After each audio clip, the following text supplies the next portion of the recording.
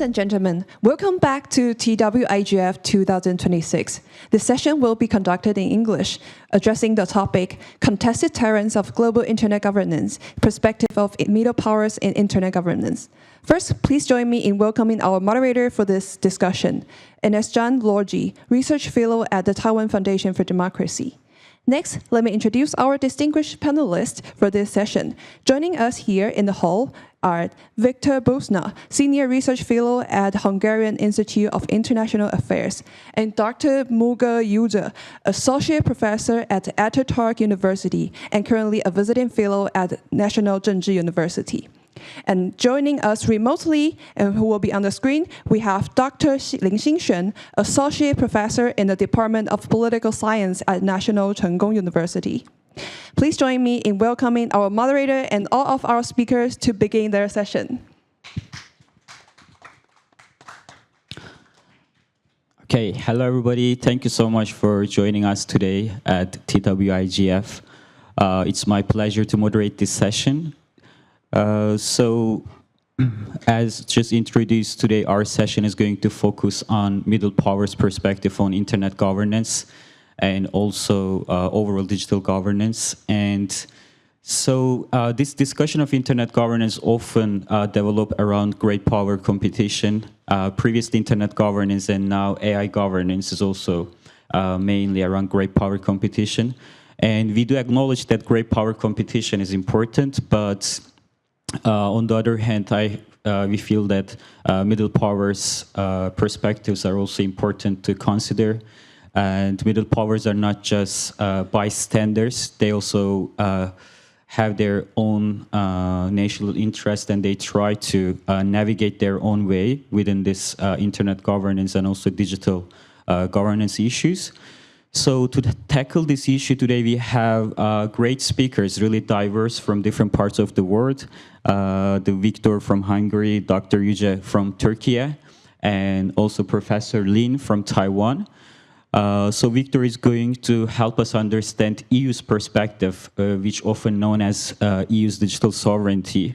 And Dr. Yüce is going to talk about Turkey's digital sovereignty idea, which is by name similar to EU's approach, but when we delve into the issue, it's actually quite different than EU's perspective. And finally, Dr. Lin is going to help us understand Taiwan case, which is a really unique and important case because Taiwan is a high-tech democracy which is trying to navigate under great geopolitical pressure. So now I think we can turn to Victor. Victor, can you help us to understand EU's model of digital sovereignty with a general overview, how this model is similar and different from multi-stakeholder model, and also can you mention a little bit of what are the challenges that EU is facing on the way of pursuing its own path of in the digital governance? Yeah. Okay, thank you very much, Anaskan, and thank you very much for having me here on this fantastic event. I prepared the presentation. I don't know if we can display that. Oh, okay, thank you. And probably I can use this stick to step on. All right. So luckily, basically, this presentation covers all those questions that Anaskan has just raised. So I'm going to talk about the EU's position, changing position and role in the so-called multi-shareholder model, and actually, what comes after the multi-shareholder model, at least from a European perspective. So the European Union has always been actually a strong advocate for the US-led multi-shareholder model. However, in this presentation, I'm going to argue that this position is changing, is shifting. So the narrative, the discourse of the European Union is clearly changing to other focus. So basically, the multi-shareholder model that was more like introduced, at least in the academia literature, the beginning of the 21st century, in 2000s. And the European Union has always stood up as a strong supporter. However, later on, the shift occurred. First, the European Union has developed a very strong regulatory framework, especially in the technological field. And then later on, as the environmental and the domestic circumstances has changed, the European Union has started to focus on other issues, for example, digital sovereignty, strategic autonomy, resilience, and stuff like that.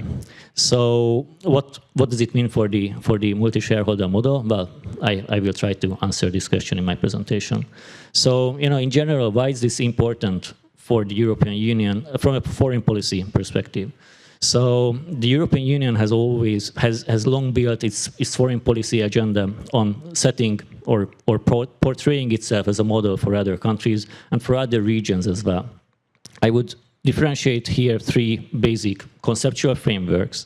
The EU as a regulatory power, meaning that all those regulations, especially for the technological field, are being shown as an example, as a model for other countries, for other actors, not just countries, but other organizations, businesses, to follow, to comply with regulations, so they can enter the European market. So with this process, the European Union has actually gained control, leverage over other countries' digital data, internet governance. Also, the European Union is portraying itself as a normative power, at least the literature does, meaning that it's not just about legal frameworks, but it's much deeper. It's about democratic values, norms, and other actually very important things when we come to geopolitical arena where we are standing now, which is very much dominated by kind of assertive, sometimes even aggressive techno-nationalist sentiment. And so these two, the regulatory power and the normative power conceptual frameworks that was somehow included in the framework, conceptual framework of the so-called Brussels effect, which basically says that the European Union is such a great market and such an important market for other countries and other businesses and actors that they would like to comply with the European Union. So as they comply with the European Union, then they are starting to behave as the European Union or how the European Union wants them to behave. So that's the main concept of the Brussels effect. Maybe I will have to speed up a bit. But there were some issues emerged during this 20, 30 years. I would differentiate here three big problems, big issues, which are, of course, very much mutually reinforcing each other's. Technological dependence is a big issue, especially on American technology. The European Union, Europe has so far failed to come up with competitive technologies and companies that represent such competitive technologies.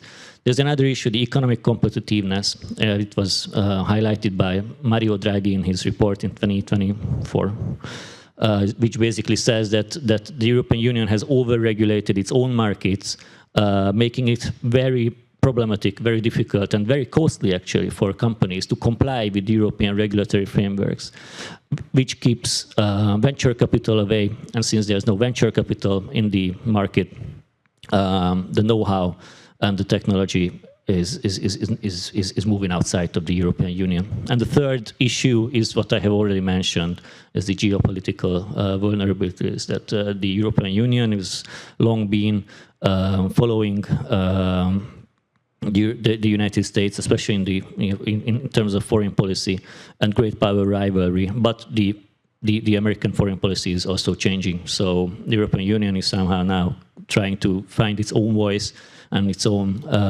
position in this highly volatile international system. So in general, I would say that there's these strategic imbalances. So there's the regulatory side is very, very strong in the European Union. It has benefits. There was a good strategy that was built on this regulatory framework, what I have mentioned earlier, the regulatory normative power Europe and the Brussels effect, but it has gone way too far. So now, the industry, on the industrial side and the technological side is much weaker. So it should be rebalanced, and it's very difficult to rebalance it. because the environment outside the European Union is also changing to a less preferable direction. As I mentioned, great power rivalry, techno-nationalist sentiment, and the rapidly changing American foreign policy towards the European Union. So, but there are of course there's big discussion how to get over this contradictory situation. One important thing is what we are now talking about is how to engage more with middle powers and less with great powers. And the European Union is, I think, doing a lot in this, and is, I think, quite effective in this, meaning that the EU is seeking partnerships, dialogues with other middle powers or small powers or small states, especially actually in East Asia. So, the EU-Taiwan relationship, I think it's a very interesting case, but also EU-Japan, EU-Brazil now. So the European Union is really pushing this forward to build these technological-based cooperation and cross-border data flow agreements with other smaller countries. So, at the end of my presentation, what we have now, of course, we have this contradiction in the European Union's position that on the one hand, it is built its foreign policy strategy very much on regulations and exporting its governance models to other countries and other regions. But unfortunately, it has proved not to be enough. Moreover, it has started to harm its own market and its own enterprises. So it has now found itself in this contradictory situation, how to handle with great powers, especially the United States of America, how to handle the multi-shareholder model, which is apparently means a lot different for the US itself. So, probably the European Union is able to come up with its own model of the multi-shareholder model, like multi-shareholder model 2.0, meaning it is the shareholders are actually much more middle powers and less great powers, or at least the middle power shareholders have a stronger voice in this model than great powers. But it first has to come through its own obstacles and then developing its own position in the international system. So that was it for my introduction, and I'm happy to answer questions later on. Thanks so much, Victor. So now we can, I think, turn to Dr. Yüce. So Dr. Yüce, after we just listened to Victor's presentation about EU's digital sovereignty model, which is mainly based on regulations, and these regulations often emphasize on privacy, users' rights, and democratic values.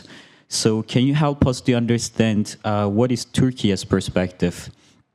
So can you give us a little bit of overview of Turkey's perspective on internet governance and also this digital governance?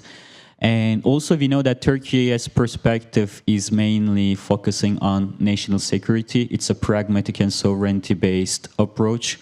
But this term of national security is really tricky.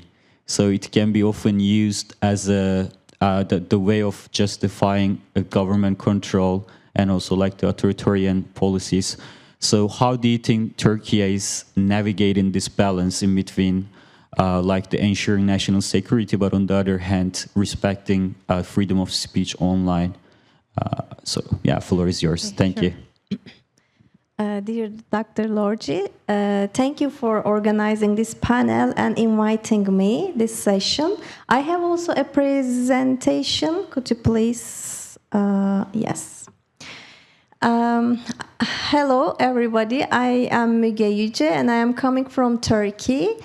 Currently, I'm a MOFA Taiwan Fellow at NCCU, and today I will present Turkish position and policies on internet governance.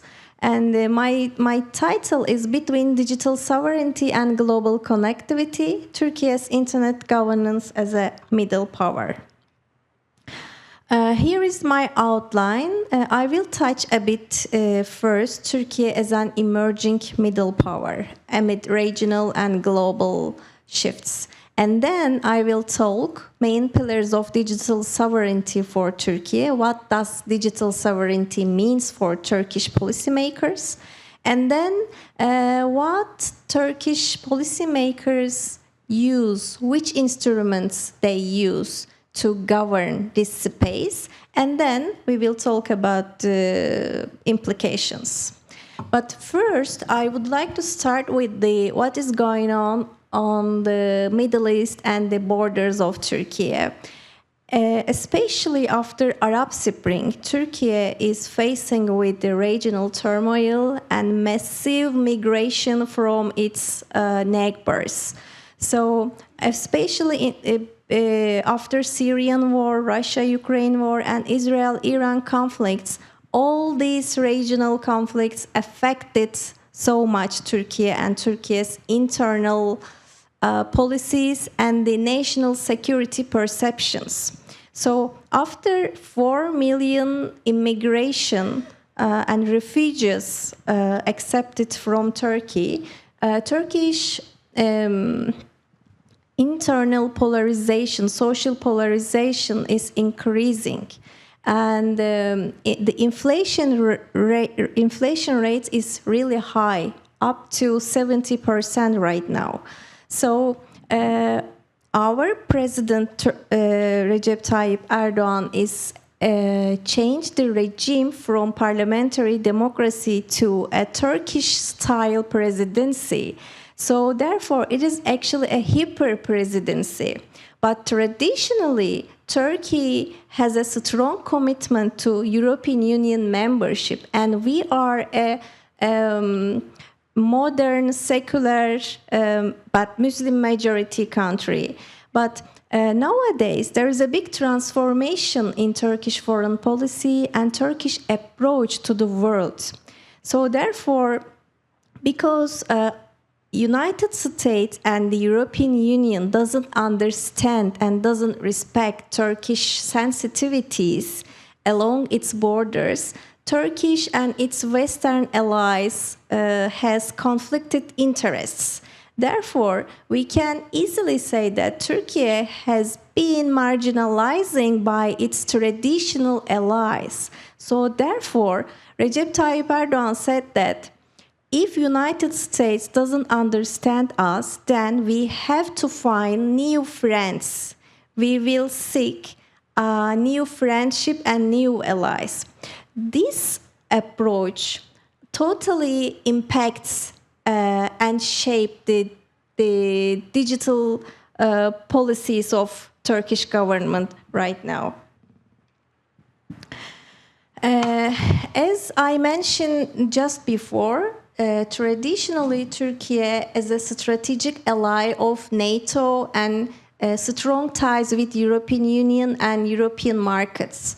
But after 2010s, because of the regional and global turbulence, Turkey trying to increase its strategic autonomy and seeking for some mediation initiatives.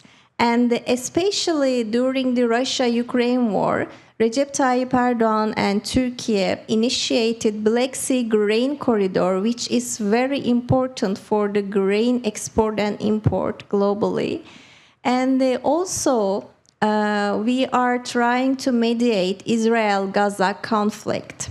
And because of these conflicts, Turkey is nowadays say that the new regional order cannot be established without Turkey. So therefore, Turkey is categorized as a regional middle power, regional leaders, something like that. But after the 2016, Turkey is slowly leaving from the European Union and Western allies and increasingly come closer to Eastern powers like Russia, China, BRICS, Shanghai Cooperation Organization. So Turkish foreign and internal policy now can be categorized as a strategic balancing and strategic autonomy. So what does digital sovereignty means for Turkey is Turkish digital sovereignty built around three core pillars that distinguish Turkish view. First of all is Turkey approaches digital sovereignty as national security. So because of these regional conflicts, Turkey increasingly securitize all the sphere of politics. And digital sovereignty and internet space is at the top of the agenda. And then the second one is responsible regulation plus user protection.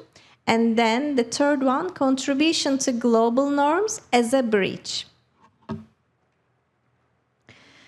The core belief, Turkish perspective towards digital sovereignty is that the internet is not a borderless common, but more than this, and it is a domain of state power, foreign interference, and information warfare. So digital sovereignty can be categorized as the one of the elements of national security and national defense argument. So the instrument Turkey used to govern this space is law number 5651 and 2025 cybersecurity law and 2026 AI strategy. Law number 5651, according to this law, social network providers in Turkey must appoint a local representative, store user data in Turkey, and comply with 48-hour content removal or face fines up to 3%. And 2025 cybersecurity law. Under this law, Turkey creates a cybersecurity office under the presidency. The Turkish presidency has a broad data access powers for national security reasons, and they increasingly criminalizes spreading false information about data leaks. But they don't explain what is the false information about data leaks.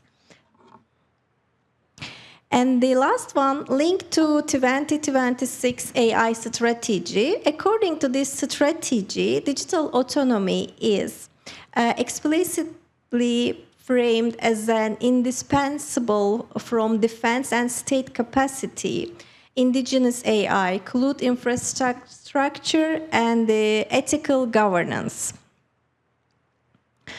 And the second main pillar of Turkish digital sovereignty approach is responsible regulation and user protection. Turkey enforces swift takedowns for threats to public order, national security, and children.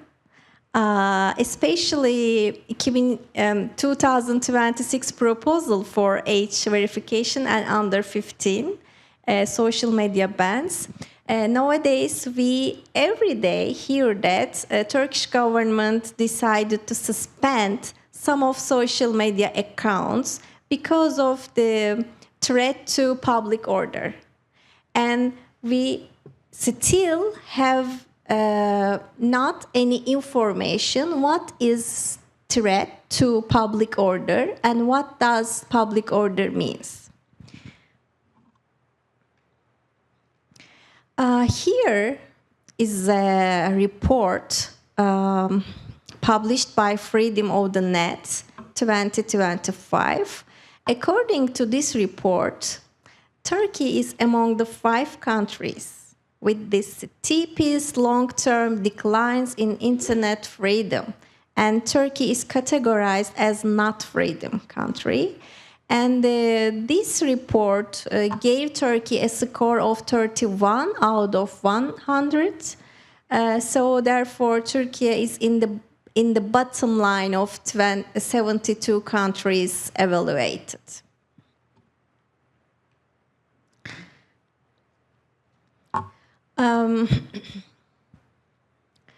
Even though these restrictions, Turkey has advanced e-government, and this shows it can regulate while delivering digital public services. And Turkey demonstrates that sovereignty and innovation are compatible, platforms adopt local tech growth, and citizens get both security and connectivity by states. However, Turkey doesn't reject multi-stakeholderism outright, and it insists government must have a seat at the table on sovereignty, data flows, and security. And Turkey's voice aligns with emerging market realities, and this is that rules must reflect diverse state capacities, not just liberal democracy assumptions. So, according to Turkish policymakers and Turkish elites, academics, they argue that Turkish model can be a regional leadership model, like for Turkic states, Balkans, Middle East, and other middle powers seeking autonomy without full authoritarian control. So Turkish model can be used, they argue that. So for conclusion, we can say that Turkey is reshaping its official discourses on national security and focusing on self-dependence on national defense, new technologies, and AI, and trying to strategically balance competing Asian and Western norms.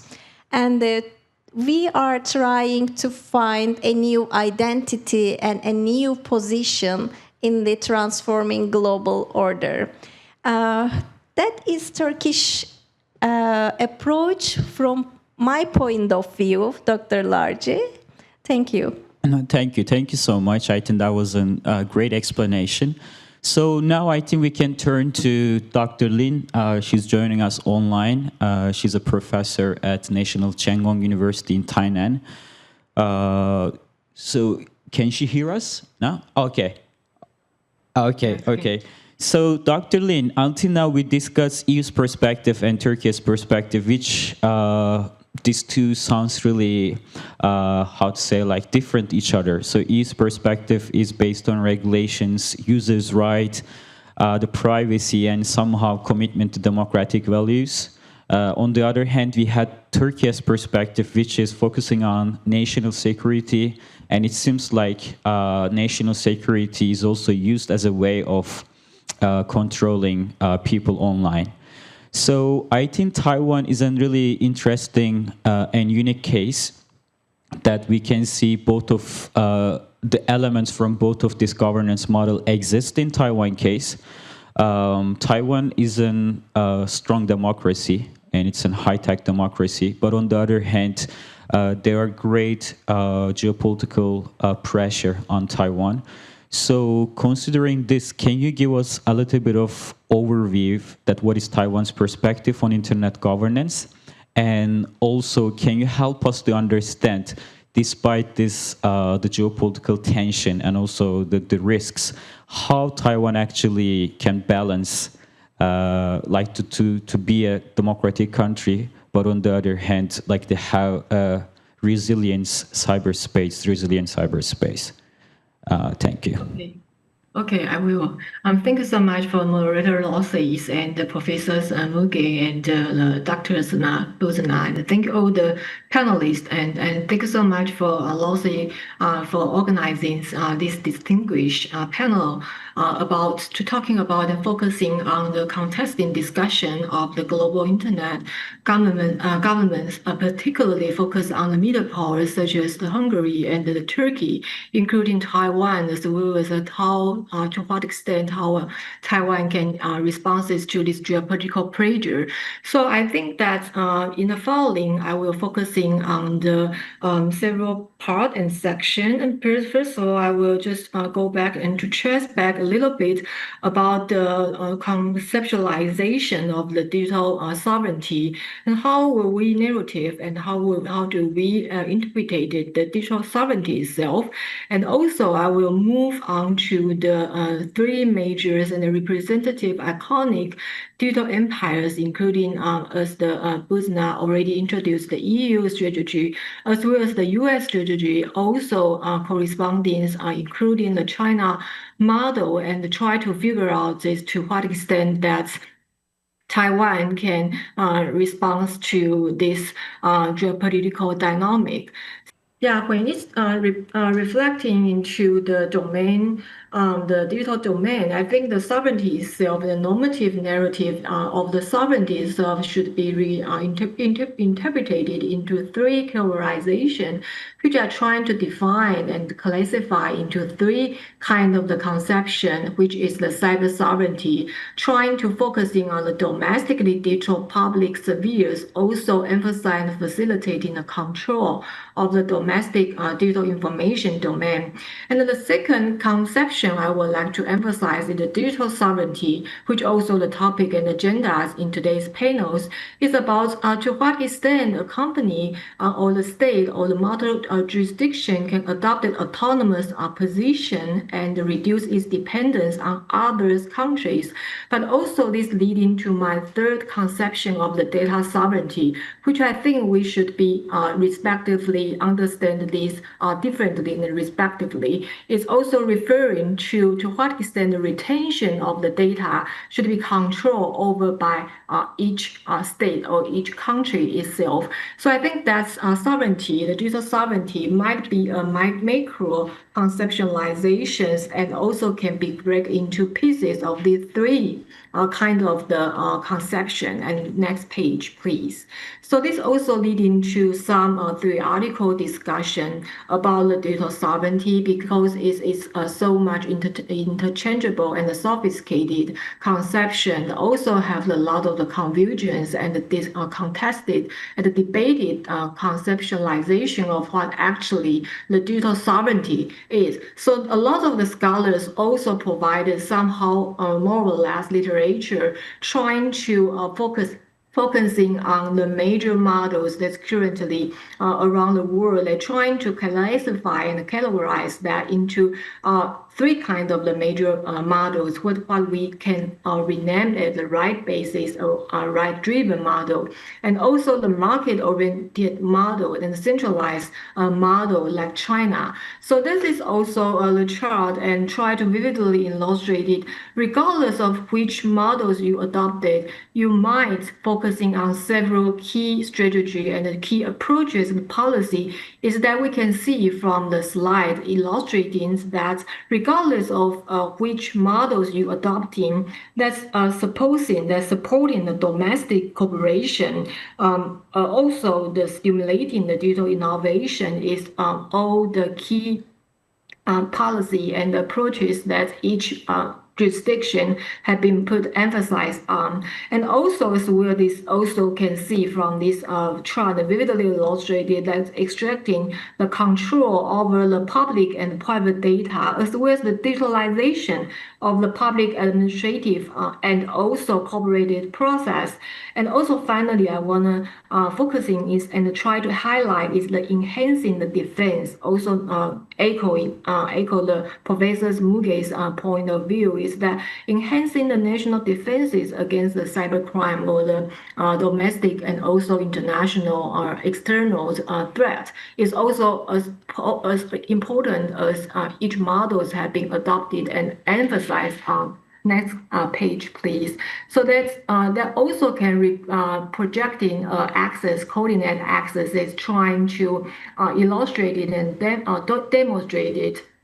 That different countries also already adopted somehow their strategic deployment toward the digital sovereignty. So from this axis, we can vividly just have some get ideas that you can see from the right-hand side, and the North Korea and the China already have been categorized and subjected to digital sovereignty models that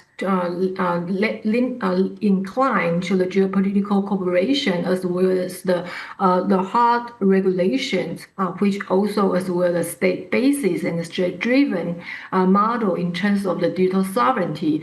But also in the right-hand side is about somehow the democracy in East Asia, including the Japan or South Korea, have been fall within the category of the market-driven, but also they pay attention and cautions about the geopolitical balance and the geopolitical imbalance in this whole picture and overarching geopolitical deployment. And also we can see in the left-hand side is the EU, also the Switzerland, and also some, as well as some countries like New Zealand have been categorized and subjected to domestic state control, also much more likely to the right basis model. So I also want to lead into our primary and major topic of today is that to what extent Taiwan should be responsive to all these different kind and different distinctive models and the paradigm of the digital sovereignty. Next page, please. So we can see that also right basis models have some scholars discussion. Next page. So already have some literatures. Let's focusing on the right-based models. If you identify yourself as a right-based model paradigm, what kind of the strategic you're going to adopt it? There's also have already some academic literatures that been pointing out, like the goal you need to set up trying to view in the digital the rights. You need to put emphasis of the digital right and just guarantee and ensure the citizenship digital rights can be guaranteed, and also has some core value and the role of the state. Next page, please. And also leading to how will you protect in the vulnerable groups that we can see there's the representative and iconic examples of the right basis and right driven model and paradigm is the EU, that the promulgation of the DSA and the DMA as well as the EU AIA is all the reflecting some sort of emphasis on the highlight of the digital rights and the protection of the EU citizenship. And also next page, please. So also that leading to the strict regulation, because we know that the EU law and the EU regulation directive impose a lot of stringent and restricted regulation on the control of the digital market and the digital governments. So this is the strategic probably you're going to think about, you're going to lean into the right-based models. There's some approaches and the solution that you're going to put and incorporate it into your national strategic deployment. And the second model I'm going to introduce is probably the representative one, is the US models that have been on behalf of the market-oriented model. But also we know that's different, that's oriented in the market central models like the U.S. It also have some strategic transition and transformation recently. In the recent year, next page, please. So we can see that even though that the U.S. have been long-standing categorized as a market-oriented models, but it's some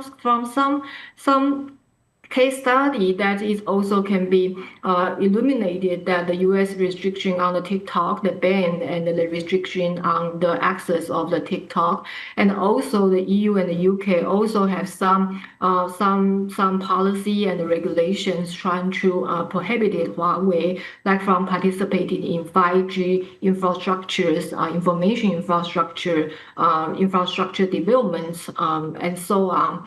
So that market-oriented model has also been going through some long-standing and transitions based on the geopolitical dynamic. That is which I think that is interesting to share. And the next one is probably focusing on the state-basis models. Is that probably the iconic one is the next page, please, is probably the China. So this China is the iconic cases trying to represent it in state-basis models. So including the smart regulation, data advantage, also the core security philosophy that we can see the top-down secularization of all of the data and the control of the online platform and the restriction on the data flow has also been iconic strategic deployments adopted by the state or as well as the centralized digital sovereignty model. So finally, next page, I'm going to use this kind of overarching big picture of the different digital sovereignty models paradigm. We already identified that already existing at least 3 paradigms regarding how would you like to incorporate some sort of the digital sovereignty and as well as the corresponding policy and the regulatory approaches. That I think that is time, and it is time and challenging for us to think about as the middle power, as Taiwan. How will we respond in this geopolitical pressure and the geopolitical dynamic is the problematic and the key issue and essential issue to be responses. So I'm trying to next page. I'm trying to propose some sort of ideas about the resilience governments. Next page, please. It's about the resilience governments. It's also already proposed by our public agency, also the multi-stakeholders group in the internet community, trying to facilitate and enhance the resilience governments. That is trying to emphasize the ability of the public sectors and also the public and private cooperation and partnership is also essential to improve and facilitate the resilience governments that will be requiring much more multi-stakeholders and flexible and maintaining the long-standing stability in this unpredictable and geopolitical long-standing and ever-changing landscape, which I think that is the key question that Taiwan should be effectively responds and think about and considers those. Then it goes to my final some policy advocate about the 5 strategy for achieving the resilience government in Taiwan. And I also think that's already identified the 3 paradigm of the digital sovereignty. I think this is very timing and moments for us to think about what kind of the paradigm or to what extent we should incorporate it or balance or leverage and or trade-off this different kind of the interest and as well as the strategic policy in Taiwan. So I'm trying to propose 5 strategy. One is that I think that Taiwan is it's necessary for us to think about the regulatory approaches. That is to say that which approach is the right basis and the state basis or the market oriented, you're going to adopt it. I think this is the major strategic milestone we need to achieve at first. And finally, we need to guarantee. Secondly, I think we need to try to guarantee the infrastructure resilience and the stability, particularly for the informational infrastructure. And also, we need to think about the strategic deployment of the AI governments. Also, I know that the Ministry of the Digital Affairs already adopted risk basis and also have the kind of the sophisticated and well-established solid administrative governance and administrative law or the regulation trying to incorporate the right basis regulation, which I think we need to keep moving on and keep moving forward. And the fourth one is the modernization of the digital service, like as we see that even regardless of which models you adopted, like I show and illustrated previously, you need to improving your public digital service as possible as you could. So this is no matter and regardless of which models you're going to put emphasis on. And finally, is trying to build up and establish the infrastructure mechanism, which means that facilitating a multi-stakeholder strategy and trying to put in and bring in much more dialogue and multi-stakeholders discussions like I think this distinguished panel is a good starting point for us to bring in much more multi-dimensional and diverse and inclusive point of view toward a much more resilient governance of the digital sovereignty in Taiwan. So finally, I apologize some technical problem, and I really appreciate that you're listening, and thank you so much for your attention. And I also appreciate any kind of the feedback and the comment. Thank you so much.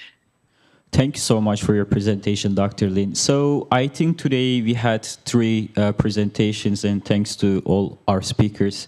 And this presentation highlighted the diverse ways that how middle powers think of like the democratic values, sovereignty, and national security in digital domain. Of course, this is an important issue, and 1 hour will not be enough to cover all the aspects. But I think it was still important to discuss the perspective of middle powers in such a setting, such as TWIGF. It's important to talk this issue in this platform, and thank you so much for TWIGF for giving us opportunity. So I think we still got some time for questions. So if you have any question, please approach the microphone and you can raise your question.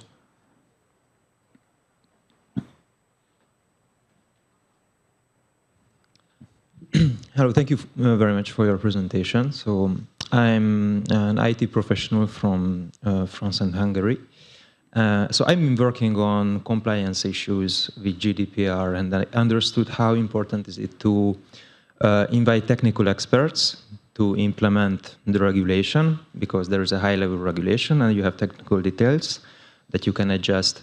And so my question would be for you is that what mechanisms or what institutional background do you think would be useful to integrate technical experts in this discussion?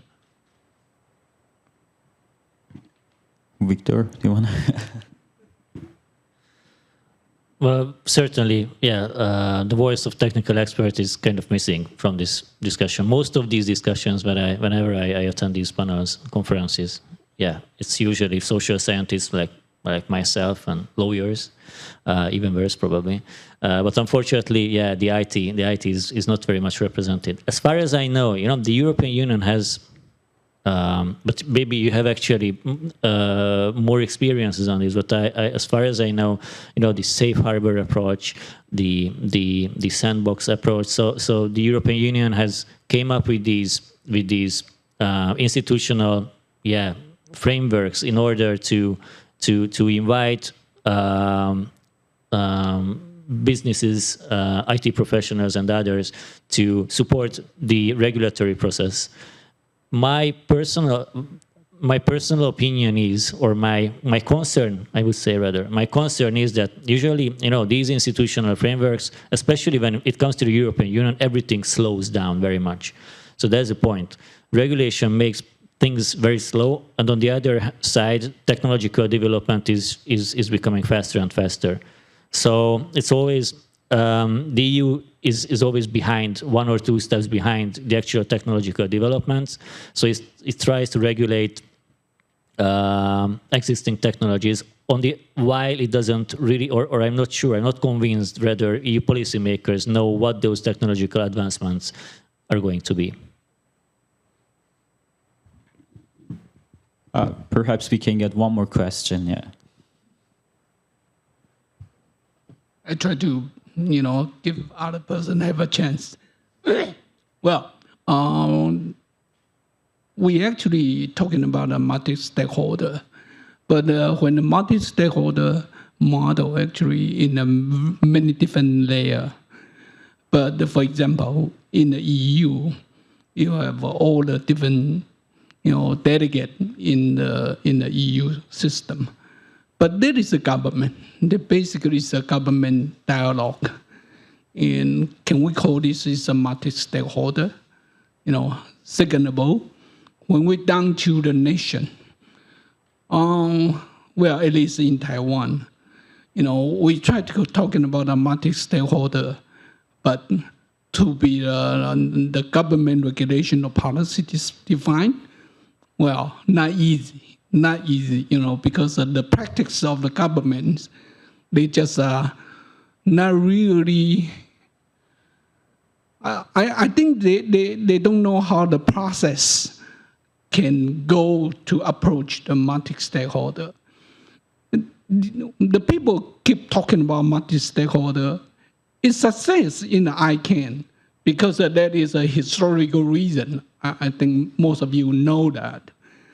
But if you try to apply the multi-stakeholder model to like a sovereignty, to the regulation, and hopefully we're looking more dialogue between the government and private sector, civil society, and the individual. But we find it's very difficult, very difficult. And Europe, I think at least from my experience, for example, the Eurodic, in the Europe, you have a European dialogue of internet governance. You can see that is a platform there. They can participate and talk. But how the multi-stakeholder really can go into the sovereignty, I think that is my question. Yeah, thanks so much for your questions. I actually agree with your point of view, and I think that's an increasing discussion within academic literature also, that multi-stakeholder concept is actually outdated. Like the fact that the system is multi-stakeholder, it doesn't mean like all those stakes has same kind of voices, right? Like just because of civil society organizations like around the table, it doesn't mean like they actually have actual voices for the decision that made. So I think, yeah, that's a real discussion, and perhaps we need to go back these fundamental terms and start questioning that, like how we actually need to approach this topic, like from the beginning, and we should maybe start writing these concepts again, especially now the AI governance is becoming more and more important. But I think like that is something that those holders also be willing to do. I think now the problem with this, that the civil society organization, they're like really prone to support multi-stakeholder model because I think they feel like at least we have a seat on this table. But for the sovereignty models, like maybe our voices will not be matter at all. So I think these holders themselves needs to also be advocating to change these settings also within this the whole system. that being said, it looks like we are already exiting our time. So thank you so much for joining our session and listening. And thank you so much for our speakers. Thank you. Thank you. Thank you to all of the moderator and the speaker, and also especially Professor Ling, who joined us online. Okay, so this concludes all of our session in the morning of the TWIGF 2026. Oh, would you like to have a picture in the end with Professor Ling online? Yeah, for sure. Yeah.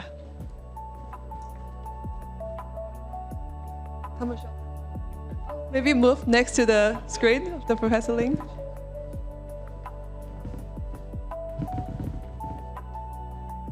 Smile. One more.